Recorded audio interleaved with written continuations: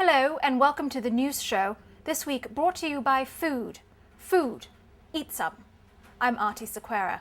Our top story this week, Michael Phelps, the 8-time Olympic gold medalist, has admitted that the pictures of him using a bong during a visit to the University of South Carolina were real. He then revealed that he was in fact Arthur Curry, lost son of Atlantis, better known as Aquaman, and had in fact been dehydrated and near death during that visit and was merely drinking the bong water to stave off his demise.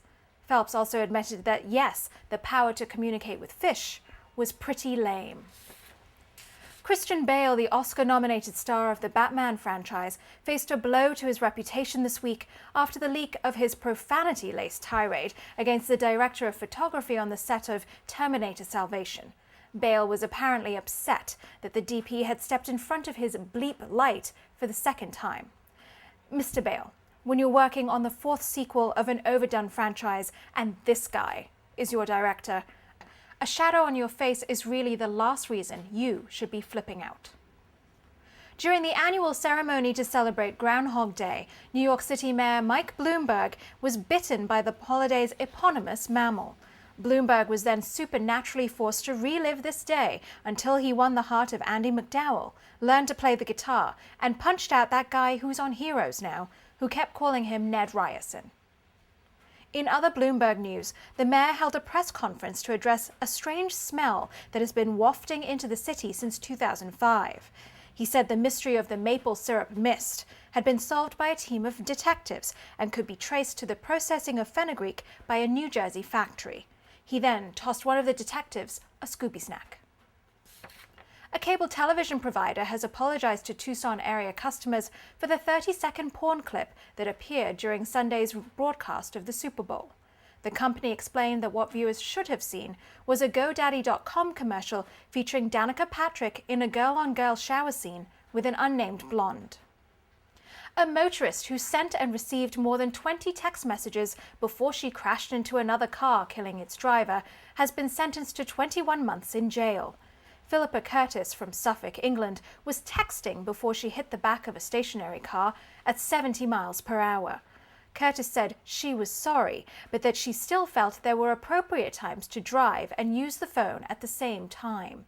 She also added, as a message to the relatives of the victim, that she was totally open parenthesis about the whole thing. A sewage treatment facility in central Japan is yielding more gold from its sludge than some of the world's best mines. Sewage plant officials claim to get 200 times more gold than at Japan's Hishikari mine, the richest source of the precious metal in the country. This proves one of two things. Either the Japanese are really bad at mining, or there's a lot of gold dust in vending machine panties. The self-made millionaire who gave away his entire fortune to start Habitat for Humanity died this week at the age of 74. Milord Fuller's funeral services are expected to draw tens of thousands of people, and his coffin will be built by a Jesuit nun, 2 former crack addicts from New Orleans, and a trio of sophomores from Vassar on alternative spring break. A urine sample San Francisco Giants slugger Barry Bonds provided in 2003 has reportedly tested positive for performance-enhancing drugs. Analysts at the testing firm became suspicious when they noticed the urine sample had a syringe full of steroids in it. Social networking site MySpace has provided 2 state attorneys general the names of 90,000 registered sex offenders it had banned from its site. In a related story, My Friend List now has only 3 people on it. A new version of the Rubiks Cube is out. This one's spherical. It's the first major alteration to the classic puzzle game, and its new shape provides many advantages previously impossible, like much greater distance traveled when I throw it in abject frustration.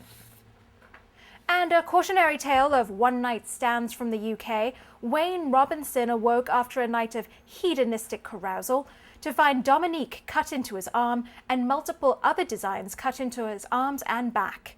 This week, Dominique Fisher was found guilty of unlawful wounding. Miss Fisher defended her actions, saying, "He got a piece, and so did I. Fair is fair, love." The Disneyland theme park unveiled their new It's a Small World ride this week. The old animatronic Children of the World have been replaced by beloved Disney characters like The Little Mermaid. Disney says that the ride was dated and needed an injection of Disney spirit. In keeping with that spirit, there are still no Jews on that ride. And finally, on Tuesday, an Australian man was caught with 2 live pigeons stuffed down his trousers following a trip to the Middle East. The man could face up to 10 years in prison and a fine of up to 110,000 Australian dollars. I guess sometimes 2 birds in the bush are worth more than 1 in the hand. And that's it for this week. From all of us at the news show, thanks for watching.